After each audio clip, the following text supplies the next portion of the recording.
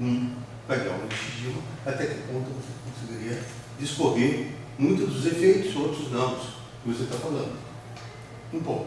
Eu posso um dia discutir isso, mostrar uma aula, coisa tipo. Outra questão. A questão de que você, no caso, que o meu modelo padrão, passou do S2/1, eu estou atento aqui, porque eu sou um vendedor de frutas. Eu estava fazendo meus negócios com S2/1 e de repente me tiraram umas caixas. Tiraram, esconderam. Esconderam, exatamente. Esconderam as caixas. E eu quero saber onde é que está o meu dinheiro com as caixas escondidas. 3 pontos. Eu estou chegando agora de Petrópolis, eu pego o ônibus e desço ali na Cinelândia. Isso é um exemplo que dá para vocês. Na Cinelândia ali, e daí estou passando, tem um pessoal ali de microfone, o pessoal pedindo com bandeiras, coisa ali, a demissão da Dilma. E me pediu. Tinha pessoas, eu fiquei arrepiando, outros ali ficaram arrepiando, mas eles ali vibrando, tal. Eu acho que uma coisa que tem que tomar muito cuidado hoje em dia é o seguinte: às vezes muita gente é novo, como o Gilmar, e daí o cara fica aceitando todos os discursos que vem. Então essas coisas são sempre muito complexas. Quer dizer, você apresenta um modelo padrão, ou apresentar um padrão, com uma faixa dele. Existem 1000 parâmetros para serem medidos, etc. Mas é uma coisa bem-vinda ao modelo padrão, é uma teoria que a física pensa. Não tem nada, mas só quer dizer, é uma coisa que sempre quando você apresenta uma faixa, depois tem a complexidade que você não coloca muito. Esses caras, um país de uma grande complexidade. Se eu quiser pegar um ponto lá, o ponto da calcinha da Dilma, eu fico discutindo naquele ponto, e daí eu estou dizendo, essa mulher só usa calcinha vermelha, como é que é isso aí? Entende? Então, eu acho que as teorias, as pessoas têm que tomar muito cuidado com essas coisas que vêm e jogam para a pessoa, e não tem uma profunda discussão, e sempre dúvida vai ter dúvida. Olha, tem muita então, o modelo padrão, ele é modelo padrão, ele é instituído, ele é uma coisa muito desenvolvida, desde 64, não está dando a opinião da gente. A gente está querendo aprendê-lo com discussão. Entendeu? Então, a minha discussão que eu tenho, que eu passo para vocês, é essa.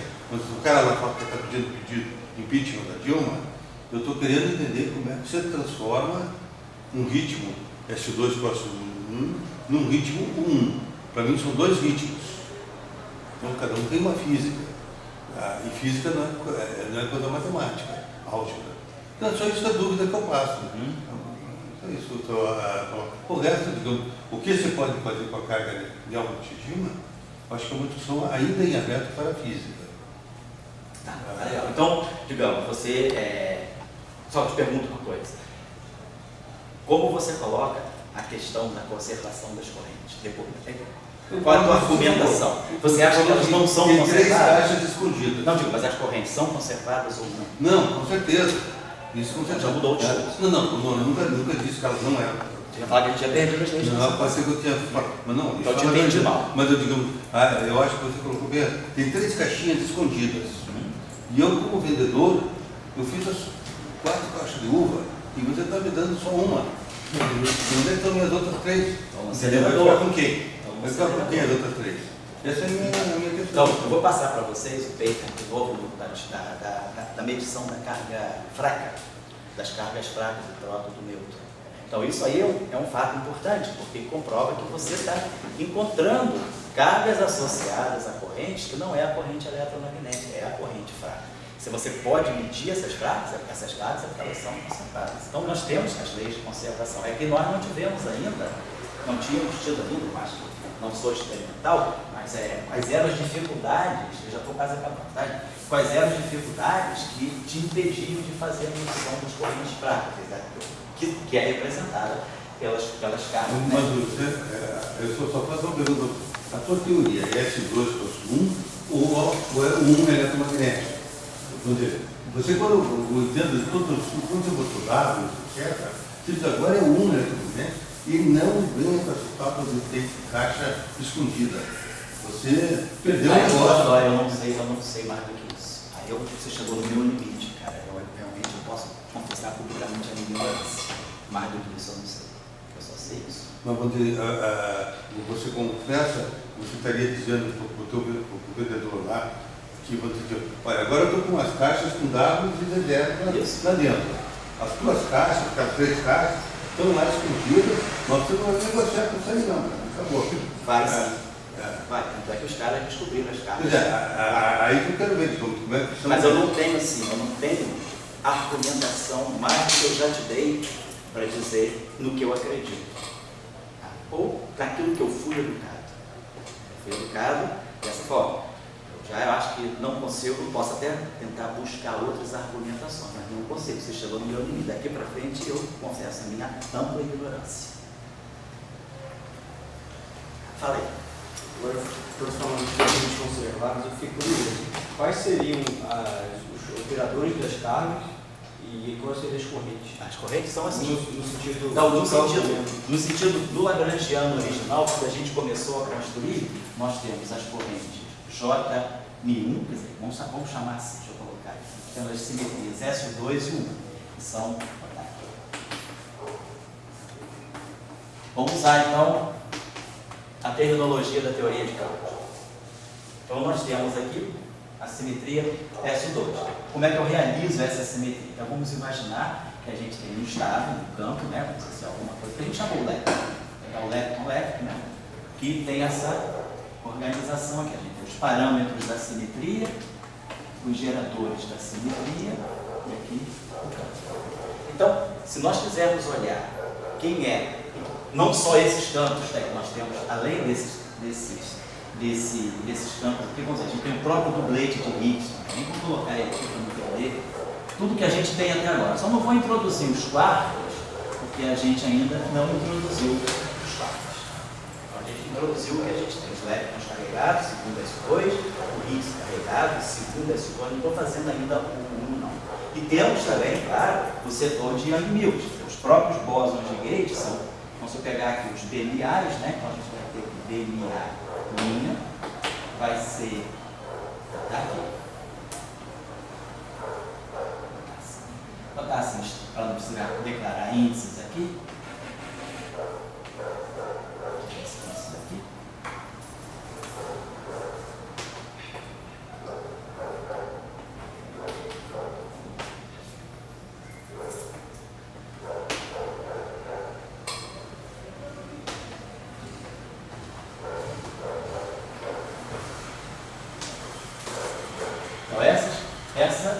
Então, essas são as simetrias, as transformações SO2 que nós temos. Então, todo mundo que eu coloquei aí se transforma em SO2. O cara, o left and right, não. Então, a esse ponto, do ponto de vista do SO2, o left and right é singlet. Então, ele não tem essa carga. Então, ele não vai contribuir para essa carga. Então, nós sabemos que esse objeto, esse cara aqui, ele é carregado segundo essa simetria. Então, nós temos, na verdade, nós temos quem é o delta BMA. Delta BMA. Então, para nós vai ser I, não vai ter aqui epsilon, tá? C, ômega B, BMC, mais DI, ômega A. Então, isso aqui é a transformação infinitesimal. E essas transformações infinitesimais aqui, a gente vai ter delta L igual a I, ômega sigma sobre 2L, I, ômega sigma sobre 2L. Então, eu sei as transformações de todos os campos. Então, se nós sabemos as transformações de todos os campos, então, vamos pensar só, está perguntando as cargas SO2. Então, pela invariância do nosso lagrangiano, da nossa ação, a gente constrói uma corrente de Miller aqui, né? Corrente de Miller, corrente de Miller SO2. Essa corrente de Miller SO2, ela vai ter várias contribuições. A contribuição aqui do nosso setor de elétron vai ser L barrado, I, botar aqui essa corrente de Miller, tem, botar Miller A. Agora vai ter gama Mi, sigma A sobre 2 mais Fidália DI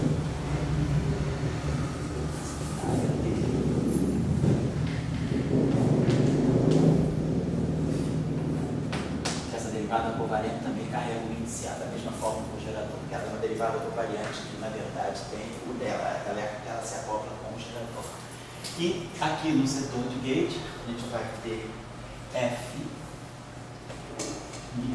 epsilon, A, B, C, o B mini, field strength, B mini B, e aqui o B mini, na verdade,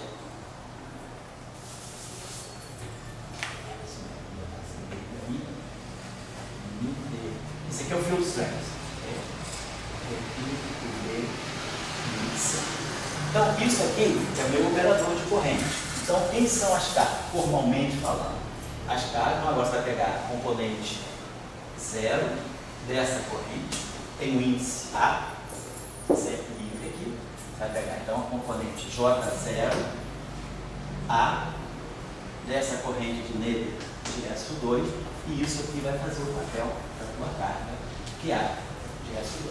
Então, você tem um operador de carga.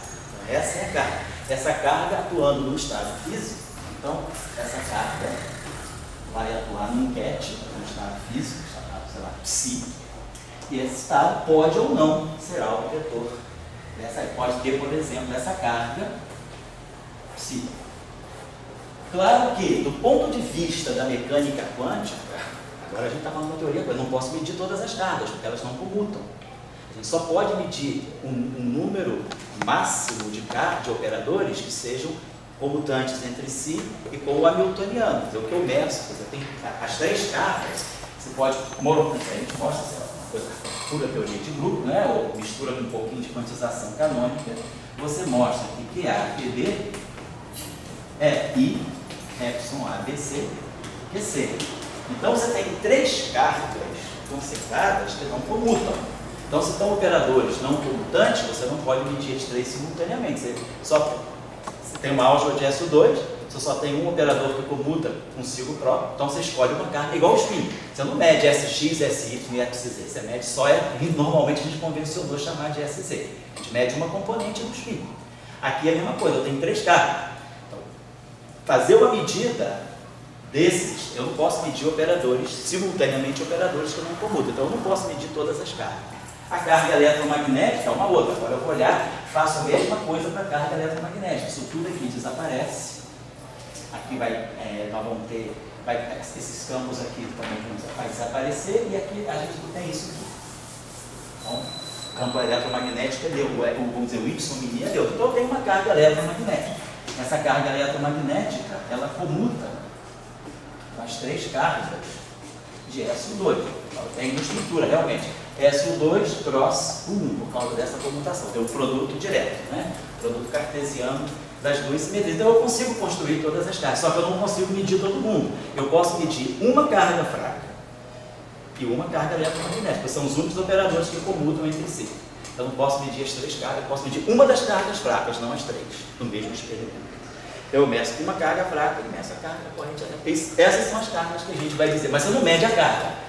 Você observa que o estado que você vê no laboratório, ele é autovetor, é autoestado daquele operador hermitiano com alto valor real que você mede. Então, a carga fraca que foi medida para o próton, ela é ou o Q1, ou o Q2, ou o Q10. Você mede uma das três cargas, porque você não pode medir as três porque elas não comutam. Se a simetria fosse abeliana, tudo bem. Se você tivesse o modelo 1 cross 1, você podia medir uma carga e podia medir a outra. Mas a estrutura não abeliana não te permite medir. É que nem o spin, você não pode medir as três componentes do spin. Você mede a carga eletromagnética é uma composição daquela do 1 com o é uma composição, mas ela comuta com eles.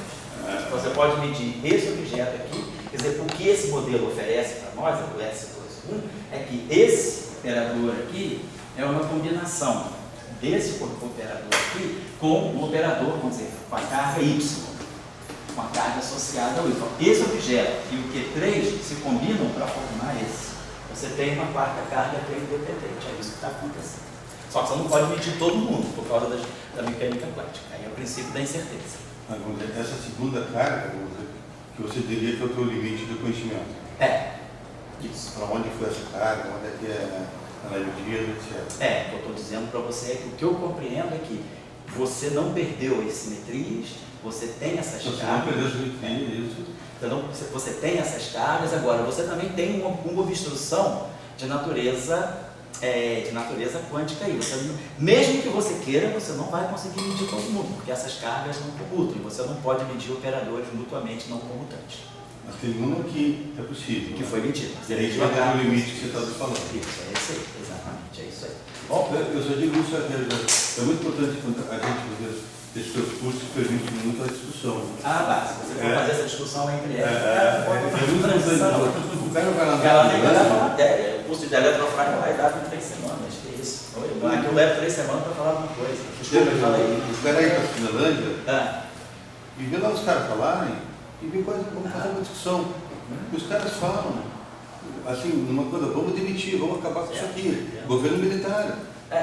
E em todos os cantos acontece isso. Aqui também acontece isso dentro de outros escopos, evidentemente. O modelo padrão é uma teoria, é uma coisa desenvolvida para a gente respeitar e criticar. Eu vou falar para vocês, né? Eu aqui sou apenas um contador de história. Não fui eu que fiz a teoria. Eu aprendi a teoria, estou aprendendo e tento passar para vocês o que é o saber ligado à teoria. Ninguém precisa concordar. Agora, eu estou só tentando também dar para vocês os argumentos limpos para vocês pensarem, porque eu também já pensei muita bobagem quando eu estudei essas coisas sozinho. Quando a gente estuda essas coisas sozinho, a gente constrói um imaginário que é completamente diferente da realidade. Lá em Brest a gente teve a chance de falar com o Criador, bebeu água na fonte. Então você pode realmente compreender uma série de coisas que às vezes nem nos papers você acha. Porque a literatura também é uma literatura de atravessadores, já que você está usando a linguagem de comprador de fruta, né? Você trabalha com atravessadores, né? Quantas pessoas que escreveram um livro de teoria eletrofrágil que tiveram aula com o Salam ou tiveram aula com o Marcelo? Às vezes o cara aprendeu com um, que aprendeu com o outro, então o cara já está fazendo o livro dele, que é muito bom, mas em 4ª geração, já é 4ª geração de conhecimento que foi passado. E quando você conversa com essas pessoas, você olha para quando o professor Dirac dava a aula dele sobre a equação de Dirac, é diferente de qualquer livro. Nenhum livro que eu conheço conta a construção da equação de Dirac, como Dirac fez. Então, às vezes, a gente é preciso também assim, saber, né, o que tem, qual é o conhecimento padrão. Quer dizer, a nossa ideia, que eu sempre falo para vocês, não estou preocupado, não estou querendo fazer a cabeça do Judismar, nem que ele repita o que eu falei. Eu estou apenas tentando assim, procuro de uma forma limpa, né, os pontos para vocês pensarem. Mas eu sempre coloco para vocês são uma geração muito privilegiada, porque vocês é uma geração que está nascendo para a física junto com a LHC. O LHC vai dar muita coisa que vai obrigar as pessoas a repensarem teorias e construírem novos modelos e eventualmente construir novas teorias. Então, é muito interessante vocês saberem esses pontos fundamentais. Não é fazer o cálculo, isso é uma imbecilidade, misturar, multiplicar, matriz, comutar, ninguém está querendo ensinar isso a ninguém, mas é saber cada passo desse, o que significa. Para cá eu vou por quê, para cá eu não vou por quê, esse tipo de coisa que eu estou tentando passar no curso, que não tem nos livros. O livro bota SO2 de cara. Ele não diz por que não é SO4, ou por que não é SO3. Então eu estou tentando passar isso para vocês terem as armas, porque não é para usar nisso, isso é conhecimento padrão, está nos livros, está nos artigos, mas se vocês daqui a pouco tiverem a necessidade de construírem o modelo de vocês, porque vocês vão ter resultados para isso, vocês vão ser chamados a essa missão, a nossa geração foi completamente diferente. A nossa geração era uma geração, até eu falei na aula de ontem, o pessoal de elétrica, era uma geração incremental. A nossa geração o cara fez vou fazer um loop. Trabalhinho, vou fazer 2 loops. Aí você faz a 3 loops. A nossa geração é uma geração de calcular loop, calcular gráfico de Feynman, ordens mais altas, ou seja, fazer cálculos de precisão. Porque os modelos, a nossa geração já pegou as grandes teorias, os grandes modelos prontos. Mas vocês estão chegando numa geração, claro, você tem supersimetria, supergravidade, teoria de cordas, mas ninguém diz que a física para aí. Com o LHC, vocês provavelmente vão ter dados para construir também os modelos de vocês. Vocês têm material, agora tem que ter, claro, conhecimento e vivência para construir os modelos de vocês. Então, eu tento, assim, que eu acho que é importante num curso desse nível, essa discussão. Para mim seria muito mais fácil calar a tua boca e botar a matéria no quadro, como o Alexandre gosta. Ele fala que eu dou pouca matéria, né? Eu falo, o dia que tu calar a boca, eu vou dar mais matéria. Mas, agora, se uma pessoa me pergunta, cara, eu não vou negar a palavra. Eu posso dizer como eu falei agora, eu não sei. Daqui para frente eu não sei. Aí porque eu sou ignorante. Eu nunca vi, um pouco acompanho, um pouco não, eu nunca vi nos livros quando o pessoal discutiu, olha, 2 pontos. Essa carga sombra, vamos chamar assim. Sei. 2, como é que o Higgs, quando ele aparece aí, interagindo com o fóton, mas indiretamente, não existe elétron. Os livros não foram. Mas eu digo, eu não vi, eu não sei se é um discurso igual esse da Cinelândia, que o cara fica amestrado para fazer aquilo, e daí o cara fica amestrado, repete, fica mesmo. Eu acho também que o livro é difícil, porque a não ser que o cara coloque no livro toda a experiência dele com as perguntas que ele teve. Certamente, quando o cara escreve o livro, porque ele já deu o curso algumas vezes. Ele poderia colocar, sei lá, uma sessão, um apêndice, né, com a permissão dos que perguntaram, ou então estudante X, estudante Y, estudante Z, com as perguntas, porque às vezes essas coisas também, se eu fosse escrever um livro, eu não ia estar falando sobre isso, né? Eu ia batido nas outras coisas, é porque as perguntas aparecem.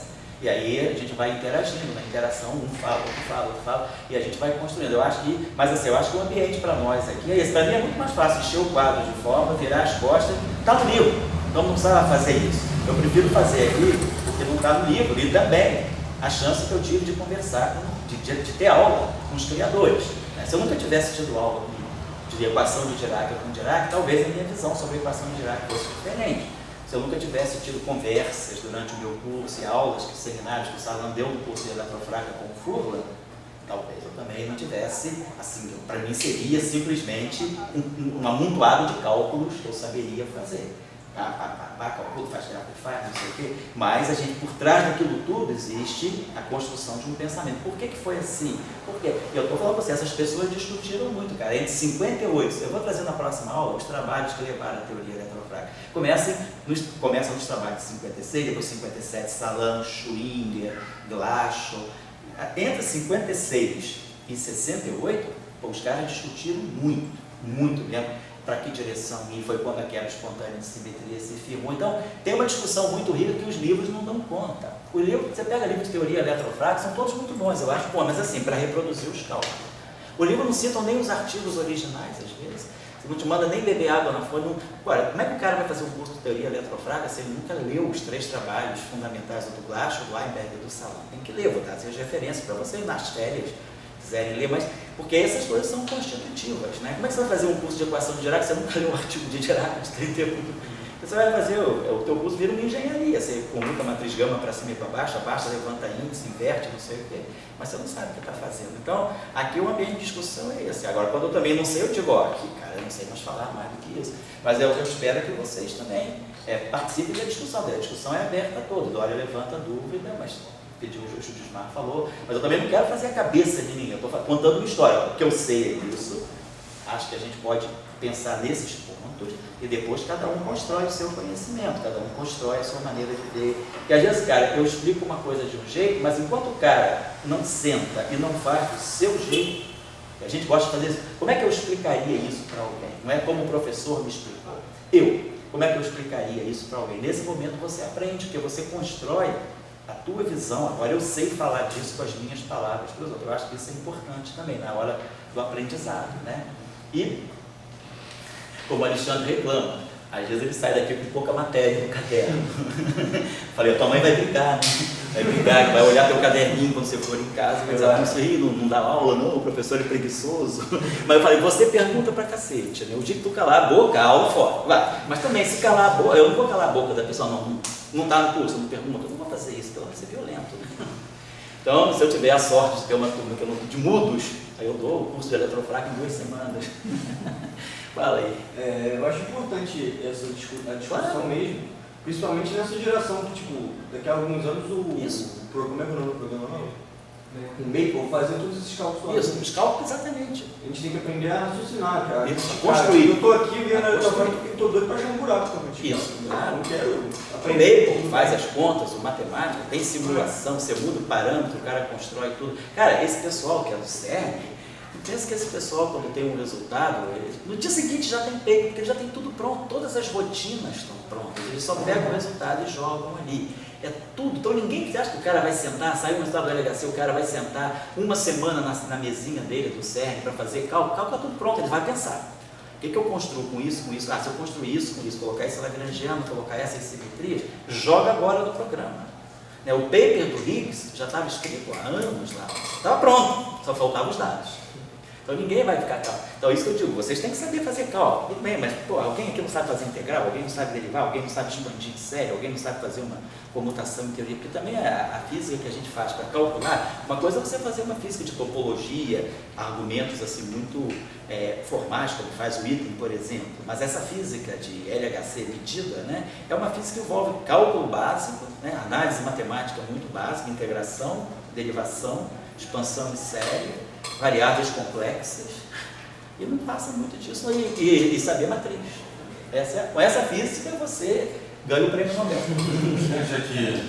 O prêmio Nobel do Kobayashi Masaskawa, junto com o Nanguri, do Averroes, o prêmio Nobel dele foi um teorema de álgebra linear que diz que toda matriz complexa pode ser levada a uma forma diagonal positiva por duas transformações unitárias, uma esquerda e outra direita. Com esse teorema, eles previram a terceira geração de quarks e previram a violação do CP nas correntes carregadas. Um teorema de álgebra linear. Toda matriz hermitiana, toda matriz complexa pode ser escrita como uma matriz hermitiana vezes uma matriz unitária. Ponto 1. Ponto 2. Toda matriz complexa pode ser diagonalizada por duas transformações unitárias, a esquerda e a direita, e colocada na forma de diagonal positiva. Com esses dois teoremas, eles ganharam o prêmio Nobel de 2008, previram a terceira geração de quarks, previram violação do CP, fizeram muita coisa. Que a álgebra é uma coisa que qualquer estudante de álgebra linear, terceiro período, quarto período, pode aprender, matriz unitária e matriz hermitiana. Então a matemática, nesse caso, não é tão grande. Estou desqualificando, a matemática é muito importante, mas eu estou dizendo que nesse mundo que a gente vive, né, que a gente está discutindo aqui, com pouca matemática, você faz muita coisa. A questão são as ideias. Todos esses cálculos o meio faz, realmente.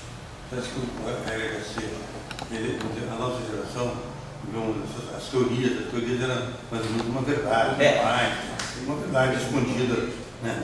Você acha que agora o LHC está numa fase ideológica? Sem dúvida, sem dúvida.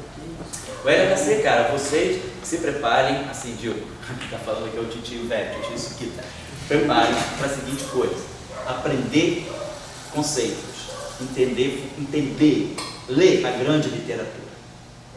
Ninguém se torna um grande escritor se não lê os grandes clássicos, isso é impossível.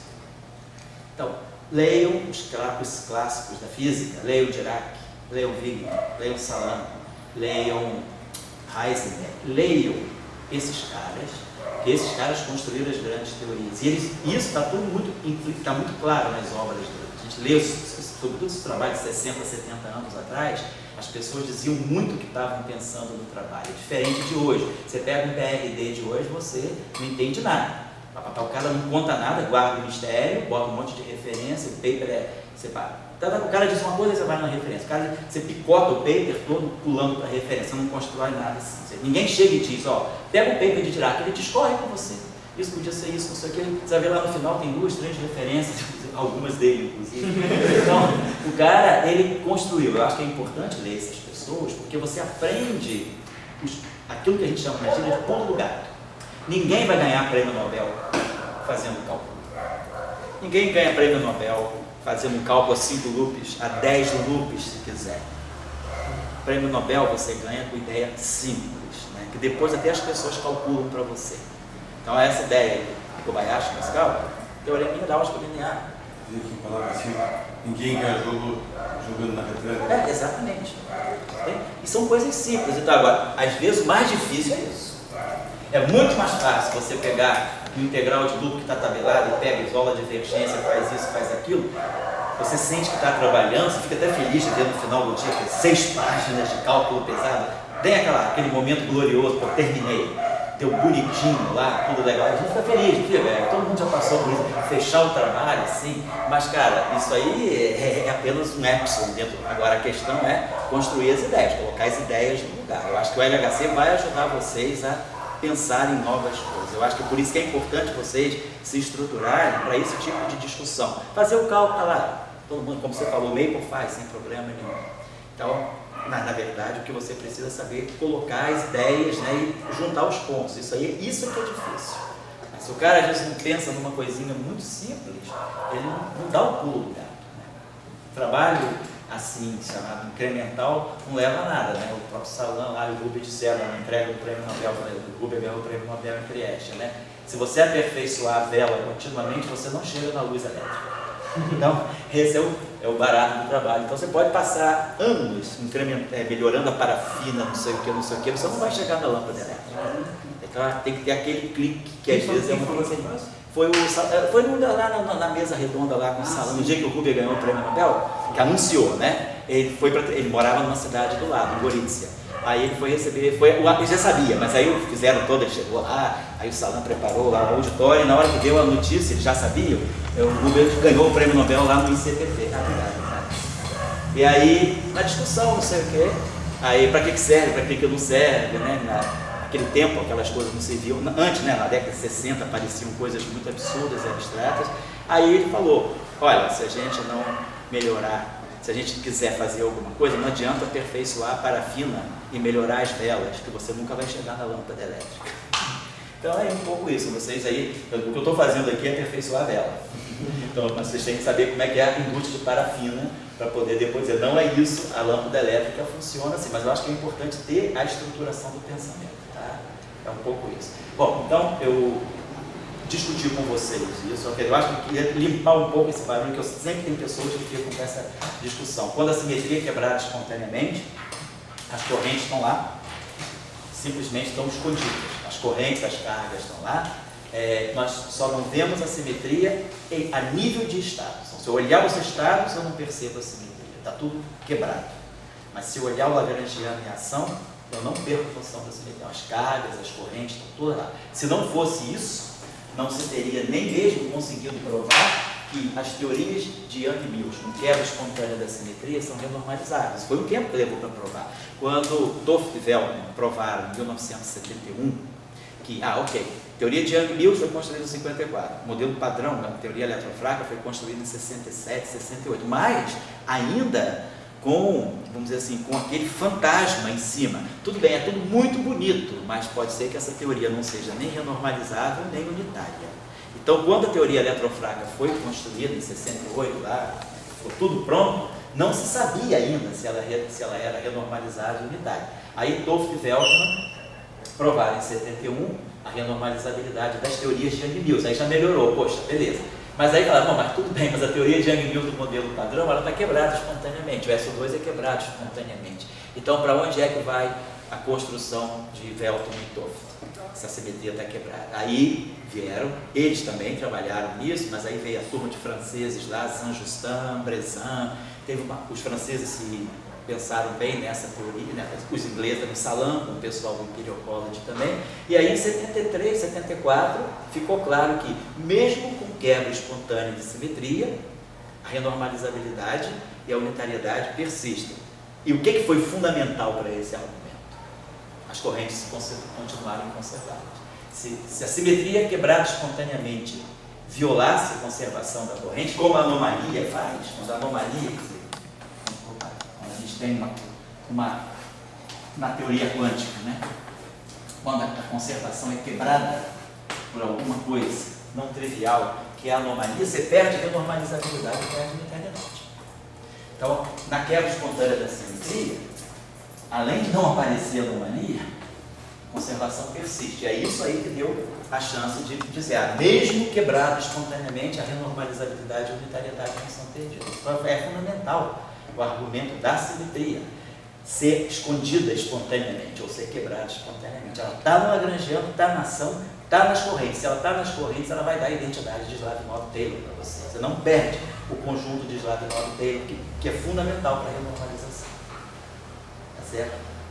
Talvez seja bom a gente pensar num curso para semestre que vem nessas coisas. Aí, talvez trabalhar, digamos assim, essa discussão, construindo, vendo, pegando o trabalho lá do Branco, dos Anjos, os trabalhos dos franceses, lá, que são, na minha opinião, são os melhores trabalhos para mostrar isso, melhor até do que o do Toft e do Veltman.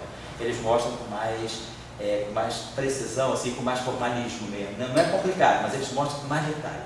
São 3 PRDs que eles escreveram. O Paper 1, o Paper 2 e o Paper 3. Todos os 3 foram publicados no PRD, e aí eles construíram essa série de trabalhos em que eles mostram como a quebra espontânea da simetria e por que ela não quebra a renormalizabilidade. Então é fundamental a conservação. Tá bom? Desculpa aí pela aula mais longa e pouca matéria. Então não mostra o caderno em casa hoje não, tá, Laís? Quando chegar em casa, não mostra o caderno da tua mãe. Senão ela vai pensar que você saiu para namorar. Vai pensar que você nem veio a aula, que não tem matéria. Cara, pode